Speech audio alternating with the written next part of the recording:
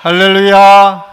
오늘 3부 예배 나오신 우리 한신교 모든 성도들을 사랑하고 축복합니다. 이 부활의 놀라우신 축복과 은혜가 여러분의 가정과 삶에 늘 풍성할 수 있기를 간절히 소원합니다. 우리 서로 한번 이렇게 인사하겠습니다. 예수님 부활하셨습니다.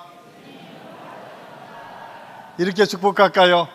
그 부활의 기쁨이 늘 충만하시기를 바랍니다. 그리스도인들이 가장 큰 축복의 날 부활절입니다. 어디 그리스도인들 뿐이겠습니까? 인간의 가장 아픔과 고통, 지금까지 수많은 철학자들, 수많은 왕들, 수많은 사상가들이 끊임없이 고민했던 것이 죽음의 문제입니다. 인류 역사상 지금까지 죽음을 극복한 사람은 아무도 없습니다. 심지어 부활을 경험했던 나사로조차도 또 죽게 됩니다.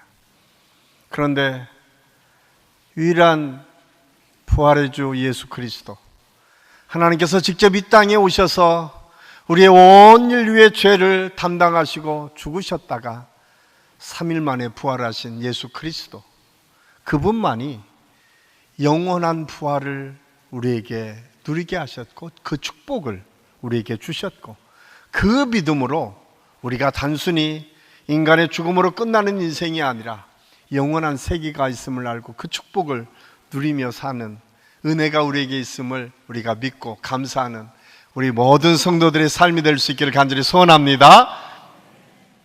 나는 부활이요 생명이니 나를 믿는 자는 죽어도 살겠고 살아서 믿는 자는 영원히 죽지 아니하리라 라고 하는 이 말씀이 사실은 죽은 나사로를 살리고 나서 우리 주님께서 하신 말씀입니다.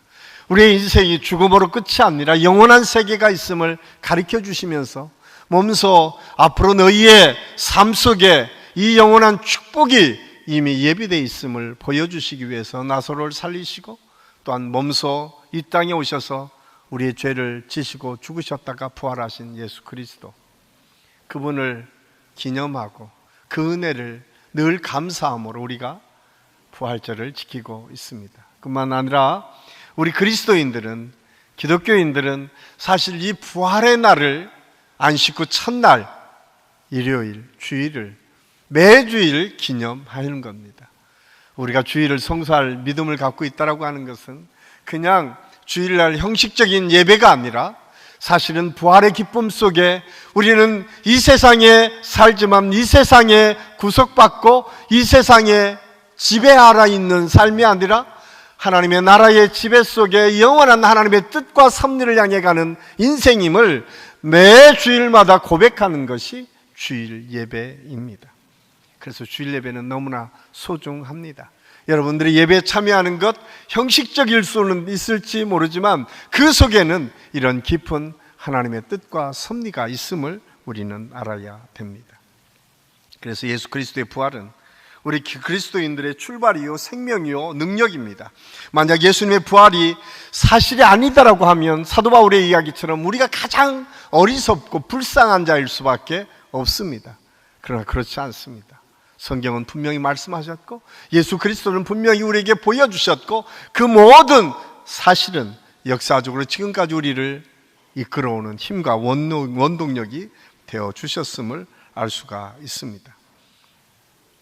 그런데 여러분, 우리가 살면서 내가 예수 믿는다고 생각을 하면서도 간혹 우리는 육체의 부활에 대해서는 잘 믿지 못하는 경우가 참 많이 있습니다. 영적으로 부활하겠지. 어떤 사람들은 그렇게 뜻과 섭리를 잘 알지도 못하면서 마치 자기가 수준이 있는 지식인인 것처럼 그렇게 얘기합니다. 우리는 의로 구원을 받고 의로 뭔가를 이루기 위해서 이제 좋은 뜻으로 좋은 의미가 있으면 그것이 부활이 되어서 영원히 이어질 것이다 라고 얘기합니다. 그런데 성경은 그렇게 말씀하지 않습니다. 성경은 우리의 몸과 영혼이 온전히 구원받고 부활은 한다는 사실을 아주 분명하고 명백하게 증거하고 있습니다. 이 사실은 이 신약의 때가 아닌 구약의 때에 알았던 믿음의 사람이 있었습니다. 그 사람은 다윗입니다.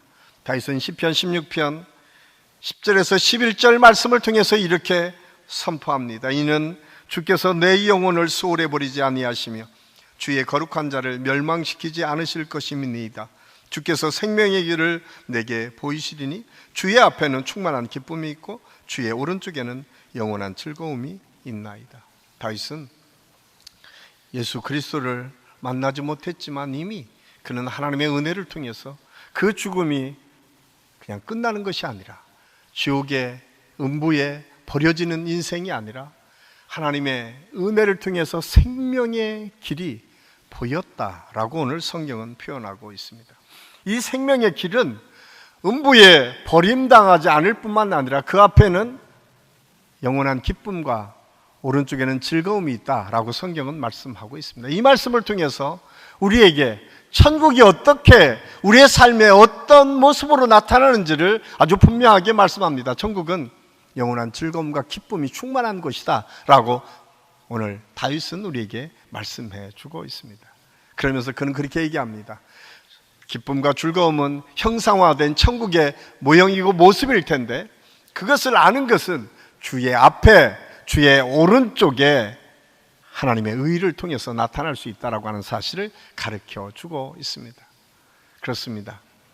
이 사실을 통해서 천국은 하나님의 능력이 있는 것, 하나님의 지배와 하나님의 섭리와 하나님의 뜻대로 살아가는 곳이 곧 천국이다라고 하는 사실을 우리에게 말씀해 주고 있습니다. 이 세상에서 아무리 아름답고 행복한 곳이라고 해도 예수 그리스도의 능력과 은혜가 지배하지 않는 그것이라고 하면 그것은 더 이상 천국이 될 수 없습니다. 우리가 이 세상에서 권고하고 힘들고 어려운 자리에 있다 할지라도 그곳에 하나님이 함께 계시고 예수 그리스도의 은혜가 있다면 그것이 천국이 될 수 있다라고 말씀합니다. 그래서 우리의 믿음의 선진들은 힘들고 어려운 자리에서도 오랫동안 그 주님을 붙잡고 믿음으로 견디고 교회를 이어올 수 있었음을 알 수가 있습니다. 우리가 예수님께서 태어나신 후에 서기 1년부터 380년까지 거의 한 450년, 500년 동안 우리 기독교는 무단히 힘들고 어려운 핍박을 받았습니다. 우리가 생각할 수 없을 정도로 엄청난 핍박이 있었습니다. 그러나 그때에도 묵묵히 믿음의 선진들이 지킬 수 있었던 것은 이 천국 소망이 분명했기 때문에, 천국의 확신이 분명했기 때문에 그들이 그 어려움들을 극복하고 이겨나갈 수 있었습니다. 이 사실을 이미 두려움 속에 몰랐던 바리새인들을 향해서 예수님은 누가복음 17장 21절에서 이렇게 우리에게 말씀합니다. 바리새인들이 하나님의 나라가 어느 때에 임하니까 묻거늘 예수께서 대답하여 이르시되 하나님의 나라는 볼 수 있게 임하는 것이 아니요 또 여기 있다 저기 있다고도 못하리니 하나님의 나라는 너희 안에 있느니라. 우리 안에 하나님의 나라가 있다라고 말씀합니다. 예수 그리스도의 은혜와 하나님의 능력이 지배하는 그곳에 하나님의 나라가 임하고 있음을 알 수가 있습니다. 그렇습니다. 우리의 삶을 하나님께서 지배하시고 이끄시면 그곳이 바로 천국입니다. 그런데 유명한 독일의 신학자 몰트만은 희망의 실학이라고 하는 책에서 부활 신앙의 핵심이 무엇인가를 설명하면서 두 가지로 얘기합니다. 하나는 죽음을 극복하는 것, 하나는 악의 세력과 저항하고 대항해서 그것을 이겨나가는 것, 이 두 가지를 의미한다고 이야기합니다. 그렇습니다. 부활신앙이라고 하는 것은 단순히 과거의 사건이 아닙니다. 아니, 미래의 사건만도 아닙니다. 현재 우리의 삶 속에 이 몰트만의 이야기처럼 끊임없이 그 죽음을 우리 삶 속에서 극복해 나가고 악을 이겨나갈 수 있는 능력과 힘을 갖는 것, 이것이 부활신앙의 모습이다라고 우리에게 가르쳐 주고 있습니다. 이렇게 살았던 믿음의 사람이 있었습니다. 그 사람이 바로 사도 바울입니다. 오늘 우리가 읽은 사도행전 17장 16절에서 18절까지 말씀은 사도 바울이 아덴이라고 하는 곳에 가서 예수 그리스도의 복음을 증거하고 그 복음의 능력이 나타나는 사건을 소개하고 있습니다. 그런데 이 부활의 기쁨을 이미 알았던 사도 바울, 그는 어떻게 이 아덴이라고 하는 곳에 가서서 주님의 복음을 증거할 수 있었을까요? 오늘 저는 이 말씀을 중심으로 사도 바울이 어떤 부활신앙을 가지고 살았고 어떻게 그 믿음을 가지고 그 어려움을 극복해 나갔는지를 함께 살펴보고 이 시대에 저와 여러분에게 주시는 하나님의 메시지를 마음에 담고 우리도 사도 바울처럼 이 세상에 나가 예수 그리스도의 복음을 증거하는 믿음의 삶을 사는 우리 모든 성도들의 삶이 될 수 있기를 예수님의 이름으로 간절히 축원합니다. 그러기 위해서 가장 먼저 필요한 것은 부활 증거하는 삶을 살기 위해서 하나님을 알아야 된다라고 하는 사실을 말씀해 주고 있습니다. 이 아덴이라고 하는 도시는 우상이 아주 많은 도시였습니다. 지금으로 얘기하면 아테네라고 하는 철학이 성행했던 도시. 그 당시에는 지식인들 말을 얼마나 잘하는 사람들이 많이 있었는지 모릅니다. 왜냐하면 이미 수사학이라고 하는 학문적 영역이 있었고 철학과 논리학이 성행했었고 이미 과학이라고 하는 기초가 아주 탄탄하게 있었던 시대가 사실은 로마 시대였습니다. 그 시대의 중심에 있었던 이 아테네라고 하는 곳에서 일어난 사건이 오늘 말씀의 중심에 있는 사건입니다. 사실 아덴은 신이 너무 많아서 우상이 언제나 많이 있었습니다. 우리가 잘 아는 것처럼 그리스 로마 신화의 핵심은 제우스 신입니다. 제우스 신을 중심으로 해서 12명의 신이 있고 그 외에 그 신을 중심으로 해서 또 수많은 신들이 그려지고 있는 것이 로마의 신화입니다. 얼마나 신을 좋아하고 우상을 좋아했는지 그들은 없는 신, 보이지 않는 신도 따로 우상을 만들어서 내가 미처 생각하지 못하는 신이다라고 해서 우상을 만들어 놓고 그걸 섬길 정도로 그들은 우상에 지배받고 있었던 도시가 아테네였던 것을 알 수가 있습니다. 오늘 말씀해 보니까 이 사실을 보고 사도 바울이 격분했다, 분노했다라고 말씀하고 있습니다. 어떻게 사도 바울이 이런 상황을 보고 분노했을까요? 왜 그는 이런 분노를 보였을까요? 아마도 그는 오랫동안 하나님의 말씀을 통해서 우상을 섬긴다는 것이 얼마나 큰 하나님께 죄인가를 알았기 때문에 그렇습니다. 출애굽기 10장 4절 5절 말씀에 보면 너를 위하여 새긴 우상을 만들지 말고 또 위로 하늘에 있는 자 것이나 아래로 땅에 있는 것이나 땅 아래 물속에 있는 것에 아무 형상이든지 만들지 말며 그것들에게 절하지 말며 그것들을 섬기지 말라. 나 여호와 너의 하나님은 질투하는 하나님인즉 하나님은 하나님 외에 다른 우상을 만들지 말라고 명령하십니다. 그 하나님 뭐라고 말씀하면 나는 질투하는 하나님이다. 오늘 사도 바울의 분노는 그 하나님의 마음이 사도 바울에게 있었던 것입니다. 그래서 우상을 섬기며 죽어가는 저들의 영혼을 보며 안타까워하고 또 그것을 꼬드기고 있는 악한 세력을 보고 화가 난 것입니다. 하나님의 마음을 느낄 수 있었던 사도 바울, 그는 견디기 어려운 분노를 경험하게 됩니다. 사실 이 모습은 우리 모두가 일상적으로 보는 모습 속에서 언제나 발견할 수 있습니다. 이러한 우상 숭배는 단순히 아덴이라고 하는 지역에만 있었던 것이 아닙니다. 그 당시에 헬라 문화뿐만 아니라 로마 문화 속에 그 세상을 지배하고 있었던 로마에서는 더 많은 주술적인 요인들이 참 많이 있었어요. 어떤 기록들을 보면 이 양의 내장을 끌어내서 그 내장의 모양이 어떤가에 따라서 하루를 점쳤다는 거예요. 새가 날아가서 어떤 새가 날아가고 어떤 유형의 모습으로 날아가느냐에 따라서 하루를 점쳤다는 거예요. 그런데 여러분, 지금은 제가 잘 모르지만 옛날에 일간지 한 곳에 항상 빠지지 않았던 것이 뭐가 있었죠? 오늘의 운세가 있었습니다. 이 뭐 남의 일이 아닙니다. 우리가 살아가는 이 세상 속에 언제나 있습니다. 그런데 더 놀라운 것은요, 아무리 석박사를 가지고 이 세상의 이치를 다 아는 것처럼 생각하는 사람들 중에서도 그 미래가 불투명하기 때문에 두려워서 부적을 지갑 속에 넣는 분들이 참 많이 있어요. 혹시 오늘 이 자리에 부적 갖고 오신 분은?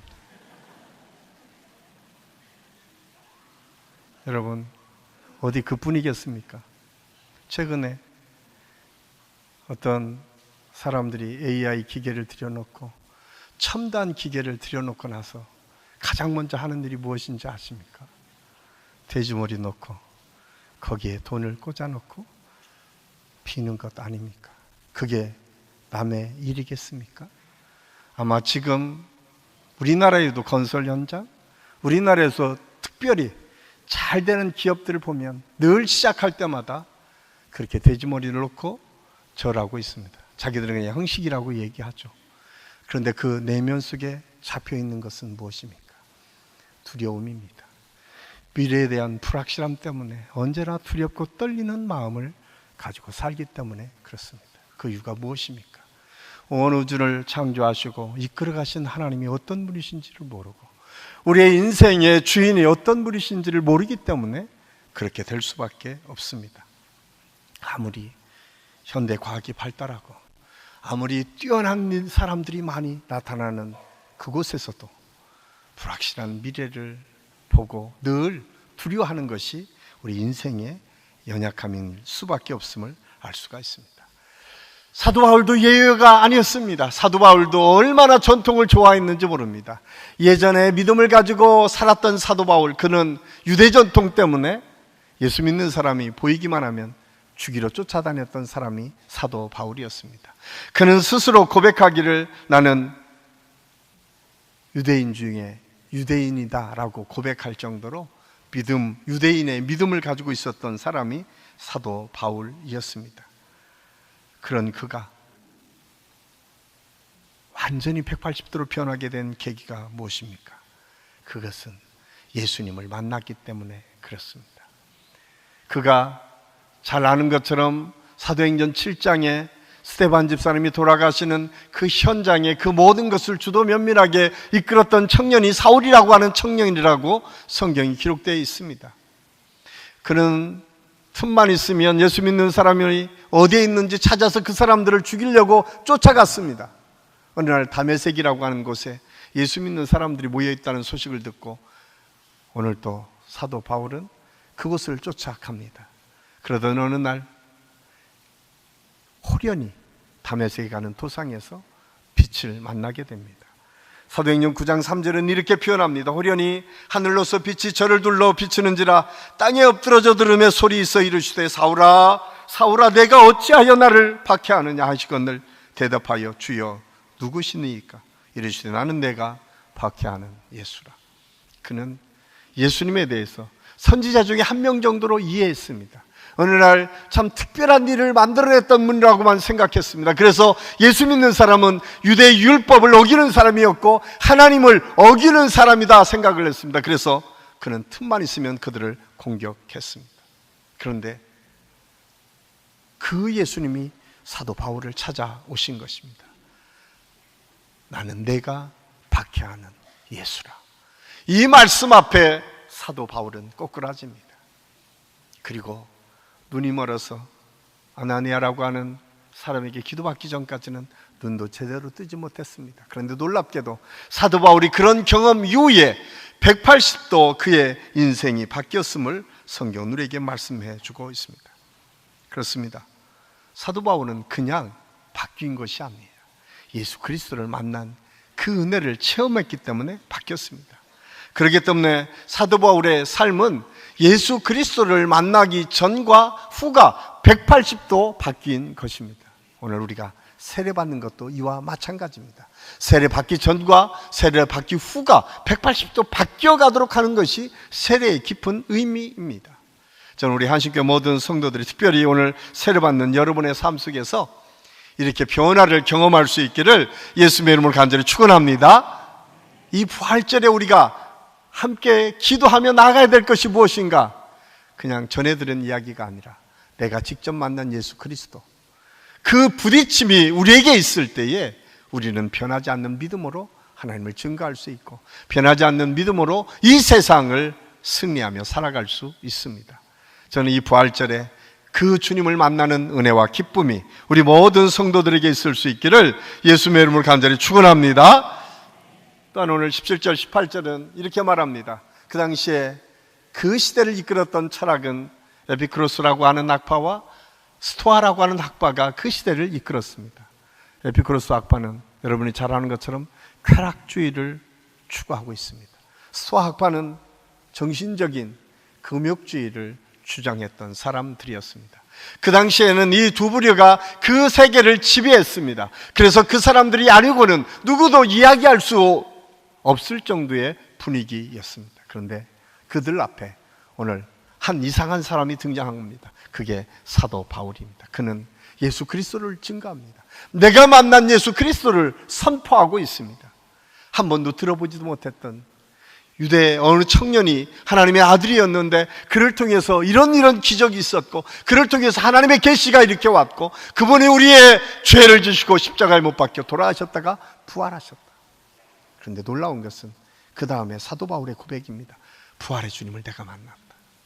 부활의 주님을 내가 만나서 지금 내가 너희에게 그 주님을 소개하고 있다라고 선포하고 있는 것입니다. 그래서 그들은 오늘 말씀해 보니 말쟁이다라고 사도 바울을 비하하고 있습니다. 이 스페르몰 로고스라고 쓰여 있는 이 헬라어 말은 뭐냐면 쓰레기를 주워 담다라고 하는 의미가, 이것저것 주워 담다가 자기의 생각, 그것을 이야기하는 사람 정도로 사도 바울을 지금 비난하고 조롱하고 있습니다. 사실은 사도 바울이 그렇게 취급될 수도 있었던 상황일 수 있습니다. 왜냐하면 그 당시에 헬라 철학가들은 꽤 수준 높은 공교에 도달했던 사람이었기 때문에 그렇습니다. 그런데 사도 바울은 전혀 거기에 뒤지지 않습니다.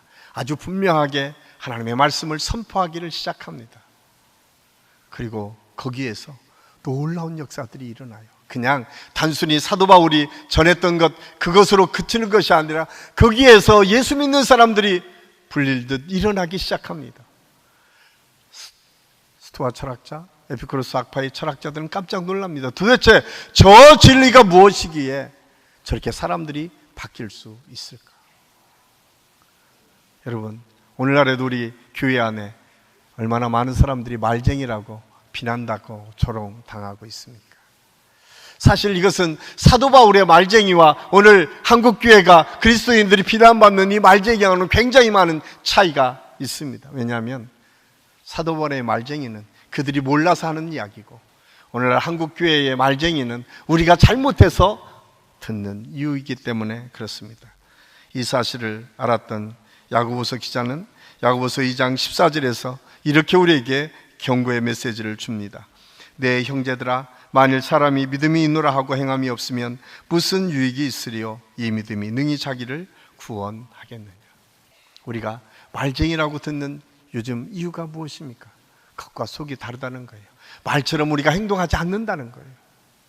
그 이유를 이어서 이렇게 설명합니다. 15절 17절 말씀, 이 말씀 우리 함께 읽겠습니다. 만일 형제나 자매가 헐벗고 일용할 양식이 없는데 너희 중에 누구든지 그에게 이르되 평안히 가라, 덥게 하라, 배부르게 하라 하며 그 몸에 쓸 것을 주지 아니하면 무슨 유익이 있으리요? 이와 같이 행함이 없는 믿음은 그 자체가 죽은 것이다. 야고보서는 그렇게 얘기합니다. 너희가 가난한 사람을 돕는다고 이야기하고 너희들이 그들을 사랑한다고 얘기하는데 그들에게 야, 내가 하나도 도와주지는 않으면서 야, 덥게 해라, 배부르게 해라, 잘 살아라 얘기한들 그게 무슨 그 사람들에게 유익이 주며 그게 무슨 의미 있는 일이겠느냐고 묻습니다. 그러면서 행함이 없는 믿음은 죽은 믿음이다. 사실 오늘 한국교회가 전부 그런 것은 아니지만 우리 안에 그런 모습들이 있었기 때문에 비난받고 조롱받을 때가 종종 있습니다. 그런데 여러분, 오늘 사도 바울은 전혀 다른 차원의 고백을 합니다. 사도 바울은 단순히 거기에서 머물러 있었던 사람이 아닙니다. 그는 그렇게 비난하고 그렇게 죽이려 쫓아다녔던 예수 그리스도, 그분을 다메섹에서 만나고 그 사도 바울의 삶은 180도 바뀝니다. 그가 스스로 고백하기를 빌립보서 3장 8절에 보면 열심으로는 교회를 박해하고 율법으로는 흠없는 사람이었다라고 본인을 소개합니다. 그렇습니다. 그는 얼마나 열심히 있었는지 가는 곳곳마다 교회를 박해했다. 그런데 그는 스스로 보기에 율법에는 완벽한 사람이라고 생각했어요. 그런 그가 이어서 예수 그리스도를 만나고 은혜를 받고 나니까 이렇게 바뀌었어요. 오늘 7절, 8절 우리 같이 한번 읽겠습니다. 그러나 무엇이든지 내게 유익하던 것을 내가 그리스도를 위하여 다 해로 여길 뿐더러 또한 모든 것을 해로 여김은 내 주 예수 그리스도를 아는 지식이 가장 고상하기 때문이라. 내가 그를 위하여 모든 것을 잃어버리고 배설물로 여김은 그리스도를 얻고. 아멘. 예수님을 아는 지식이 너무 고상하다. 그렇기 때문에 내가 가지고 있는 명예, 내가 갖고 있는 지식, 내가 갖고 있는 물질, 내가 갖고 있는 재능, 내가 갖고 있는 모든 것을 다 배설물로 여기고 버리겠다라고 말씀합니다. 그리고 그는 예수 그리스도의 고상한 그 지식만을 나의 모든 것으로 삼겠다라고 얘기합니다. 그러면서 고린도전서 9장 16절에 보면 내가 복음을 전할지라도 자랑할 것이 없으면 내가 부득불할 일임이라. 만일 복음을 전하지 아니하면 내게 화가 있을지로다. 참 놀랍지 않습니까? 이제는 내가 복음을 전하는 것은 당연한 거야. 그런데 내가 혹시 복음을 전하지 않는다면 하나님 내게 화가 있을 수 있습니다. 이렇게 180도 바뀐 사도 바울의 모습을 볼 수 있습니다. 그러기에 아델이라고 하는 곳에 가서 담대하게 예수 그리스도의 복음을 증거할 수 있었습니다. 그리고 그곳에 하나님의 능력과 은혜가 나타났습니다. 사랑하는 한신교회 성도 여러분, 우리가 예수 믿고 이 땅에 많은 사람들이 그런 목표를 갖습니다. 이 땅에서 성공한 인생, 이 땅에서 잘 먹고 잘 사는 인생, 여기만이 우리의 목표인 것처럼 살아가고 있습니다. 그런데 그렇지 않습니다. 우리의 목표는 예수 그리스도의 복음을 증거하는 증거자가 되어야 될 줄로 믿습니다. 부활의 증거자. 이것이 오늘 부활절을 통해서 우리에게 다시 한번 도전케 하시는 하나님의 말씀입니다. 지금까지는 우리가 어떻게 살았든 상관없습니다. 오늘 사도 바울이 예수 그리스도를 다메섹에서 만나고 그 마음이 변화되고 또 새로운 목표를 가지고 예수 그리스도를 증거하는 삶을 살았던 것처럼 저는 우리 안식교회 모든 성도들이 이 부활절에 예수 그리스도를 만나는 그 은혜를 통해서 새롭게 변화됨으로 우리의 목표가 오직 예수 그리스도의 복음을 증거하는 그 목표가 세워지고 우리 교회를 통해서 날마다 예수 그리스도가 증거되는 아름다운 역사가 계속 이어질 수 있기를 예수님의 이름으로 간절히 축원합니다. 기도하겠습니다. 사랑의 아버지 하나님, 은혜를 감사합니다. 오늘 말씀을 통해서 우리가 부활을 어떻게 맞아야 되고 부활을 통해서 하나님의 역사가 어떻게 이루어져야 될지를 함께 생각했습니다. 성령님 함께 하시고 인도하시고 우리에게 놀라우신 은혜와 능력을 덧입혀 주셔서 우리 한식교회 모든 성도들을 삶 속에서 이런 하나님의 풍성한 은혜와 축복이 나타나게 도와주시옵소서. 예수님을 만나는 기적을 체험케 하시고 그 만남의 기쁨과 은혜의 감격이 우리의 삶을 바꾸게 하시고 우리의 삶이 어느 곳에서나 예수 그리스도를 증거하는 삶으로 변화될 수 있도록 하나님께서 역사하여 주시옵소서. 예수님의 이름으로 감사드리며 기도하옵나이다. 아멘.